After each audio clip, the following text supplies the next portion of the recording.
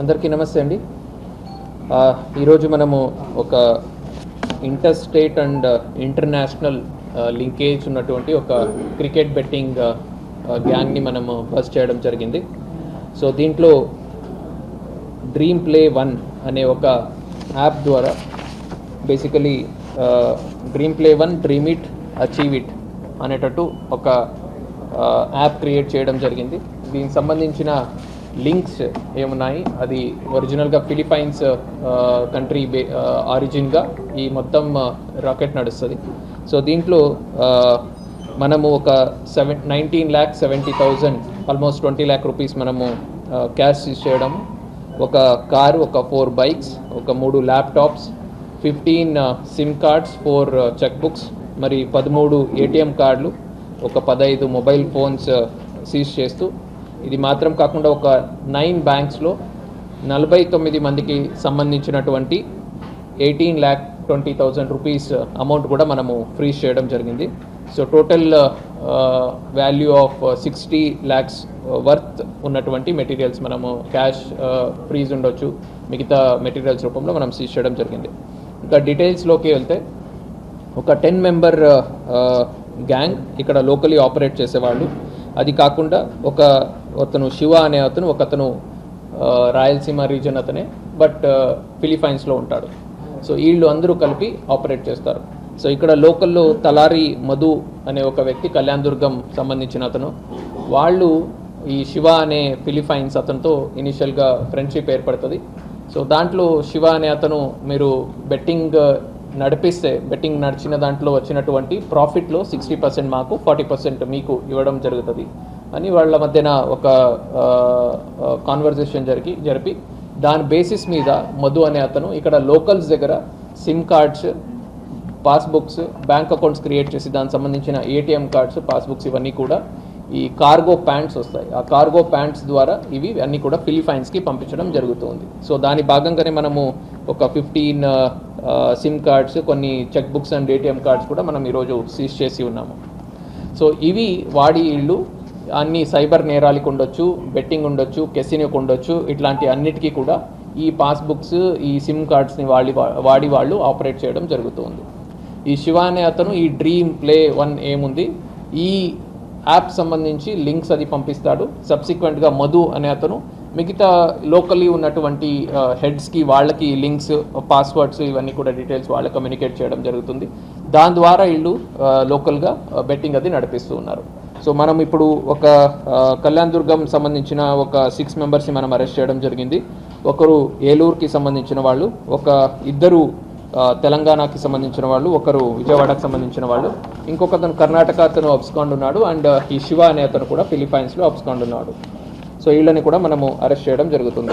So ఇది మనకు IPL సంబంధించి నడుస్తున్నటువంటి ఈ బెట్టింగ్ మీద మనం వర్కౌట్ చేసినప్పుడు మనం ఈ ఆపరేషన్ క్యారీ అవుట్ చేయడం జరిగింది. సో అన్ని ఈ యాంటీ సోషల్ యాక్టివిటీస్ ఏమున్నాయి, బెట్టింగ్ ఉండొచ్చు, గ్యాంబ్లింగ్ ఉండొచ్చు, మట్కా ఉండొచ్చు. సో ఇట్లాంటి అన్నిట్లో మీద మనము క్లోజ్ వాచ్ పెట్టడం జరిగింది. అండ్ ఇవన్నీ కూడా ఆర్గనైజ్డ్ క్రైమ్ కింద వస్తాయి. సో ఈ నేరాలకి ఆల్మోస్ట్ లైఫ్ ఇంప్రిజన్మెంట్ లాంటి పనిష్మెంట్ మనకు కొత్త బిఎన్ఎస్ చట్టంలో ఉంది. సో ఇవన్నీ లైఫ్ ఇంప్రిజన్మెంట్ పనిష్మెంట్ ఉన్నటువంటి నేరాల కింద మనం కేటగరైజ్ చేయొచ్చు. సో ఆర్గనైజ్ క్రైమ్ కింద మనము కేసెస్ బుక్ చేసి ఇట్లాంటి వాళ్ళ మీద చట్టపరంగా స్ట్రిక్ట్ యాక్షన్ మనం తీసుకోవడం జరుగుతుంది. ఒకటి యాక్షన్ అయితే, ఇంకొకటి అతి కష్టం మీద కష్టపడి సంపాదించిన డబ్బుల్ని మనము జల్సాల కోసం పాడు చేసుకొని ఫ్యామిలీ మొత్తం కూడా రోడ్ మీదకి వస్తున్నాయి. సో దీని మీద కొంచెం పిల్లలు ఏం చేస్తున్నారు అనేది కూడా ఫ్యామిలీ మెంబర్స్, పేరెంట్స్ వాళ్ళు కూడా దృష్టి పెట్టాలి. అండ్ మీరు మీ హార్డ్ ఎర్న్ మనీని ఏదో అలాగ జల్సాల కోసమో లేదా ఫన్ కోసమనో ఒక్కసారి అడిక్ట్ అయిన తర్వాత చాలా ఫ్యామిలీస్ కూడా రోడ్ మీదకి వస్తాయి. సో దీన్ని దృష్టిలో పెట్టుకొని పోలీస్ తరపు నుంచి, ఎన్ఫోర్స్మెంట్ ఏజెన్సీస్ తరపు నుంచి గట్టి యాక్షన్ ఉంటుంది దీని మీద. అలాగే మీడియా నుంచి కూడా I request all of you to create awareness on this. అలాగే పబ్లిక్లో కూడా దీని మీద దృష్టి పెట్టి ఎక్కడైనా ఇట్లాంటివి జరుగుతుంటే ఆ ఇన్ఫర్మేషన్ కూడా మనకు పాస్ ఆన్ చేసినట్టయితే మనం దాని మీద గట్టి యాక్షన్ తీసుకోవడం జరుగుతుంది.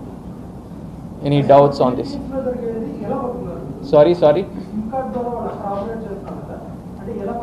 సో మనకు ఇక్కడ లోకల్గా ఇతను మధు అనే అతని నేతృత్వంలో ఇట్లాంటిది నడుస్తూ ఉంది. అతను లోకల్స్లో కొంతమంది లీడర్స్, ఇప్పుడు మధు నుంచి మళ్ళీ ఒక హెడ్ చిత్రదుర్గలో, ఒక హెడ్ కర్ణాటకలో, ఒక హెడ్ ఏలూరులో, ఒక హెడ్ విజయవాడలో, ఇలాగ వాళ్ళకి లింక్స్ అది పంపించి వాళ్ళ ద్వారా దీంట్లోకి జాయిన్ చేపించి గేమ్ ఆడుతున్నారు. బికాజ్ వీళ్ళకు కూడా 40% ఏం ప్రాఫిట్ వస్తుంది, అది వీళ్ళకు కూడా గెయిన్ కాబట్టి. సో ఆ ఇన్ఫర్మేషన్ మాకు బయటకు వచ్చినప్పుడు ఆ లీడ్ బేసిస్ మీద మనం వర్కౌట్ చేయడం జరిగింది. కాదు లీగల్ కాదు.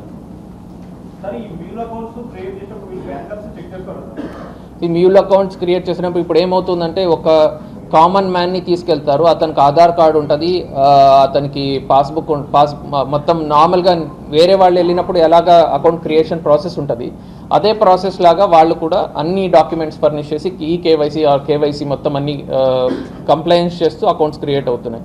సో కాబట్టి ఇష్యూస్ వస్తున్నాయి. కొన్ని కేసెస్లో డార్మెంట్ ఉన్నటువంటి కరెంట్ అకౌంట్స్ నీ బ్యాంక్ మేనేజర్స్ వాళ్ళ కనెవెన్స్. మనం కూడా ఒకటి ముందు రాయదుర్గంలో ఒక సైబర్ క్రైమ్ కేసు చేసి ఉన్నాం. సో దాంట్లో డార్మెంట్ ఉన్నటువంటి ఒక కరెంట్ అకౌంట్ని వాళ్ళు మళ్ళీ వేరే ఫోన్ నెంబర్ ద్వారా లింక్ చేసి వాడడం జరిగింది. అట్లాంటి కనెవెన్స్ కేసెస్ కూడా కొన్ని సిచ్యువేషన్స్లో ఉంటున్నాయి. బెట్టింగ్ యాప్ లోకల్గా సోషల్ మీడియా ఇన్ఫ్లుయెన్సర్స్ ఎవరు ప్రమోట్ చేస్తున్నారు వాళ్ళ మీద కూడా మనము వాచ్ ఉంచడం జరిగింది. రీసెంట్గా కొంతమందికి మనం సోషల్ మీడియా ఇన్స్పెక్టర్ ద్వారా కూడా వాళ్ళని పిలిచి మనం కౌన్సిలింగ్ కూడా చేయడం జరిగింది. ఈ యాప్ మాకు ఇప్పటిదాకా దృష్టికి అయితే రాలేదు. సో స్టార్ట్ చేసినప్పటి నుంచి ఆల్మోస్ట్ ఒక 4 crores పైన జరిగినట్టుంది ట్రాన్సాక్షన్స్. సారీ, అతని నేటివ్ అడ్రస్ రాయలసీమ, అంటే అతని స్లాంగ్ లాంగ్వేజ్ అది బట్టి మనం రాయలసీమ లాగా అనుకుంటున్నాము. సో ఫర్దర్ డీటెయిల్స్ మనం వర్కౌట్ చేస్తున్నాము. ఆ డీటెయిల్స్ ఇంకా మాకు రావాల్సి ఉంది.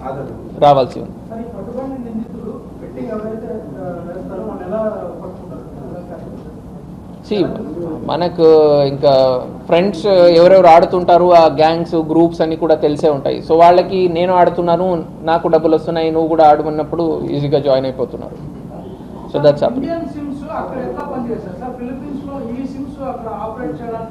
రోమింగ్ అండి. వాట్సాప్ అకౌంట్ క్రియేట్ చేసుకోవచ్చు, రోమింగ్ వాడచ్చు, సైబర్ క్రైమ్కి వాడచ్చు. మీకు చాలా వరకు సైబర్ నేరాలు ఈ మధ్యన వాట్సాప్ ద్వారానే జరుగుతాయి. ఆ నెంబర్స్ మీరు చూస్తే మీకు పాకిస్తాన్ నెంబర్స్ నుంచి చాలాసార్లు వాట్సాప్ +92 నుంచి చాలాసార్లు వచ్చుంటాయి, +1 నుంచి వచ్చుంటాయి. ఇలాగ డిఫరెంట్ దీని నుంచి ఉన్నటువంటి వేరే ఇంటర్నేషనల్ నెంబర్స్ నుంచి చాలాసార్లు మెసేజెస్ మాకు వస్తూ ఉంటాయి. వాట్సాప్లో కూడా మీరు చూస్తూ ఉంటారు.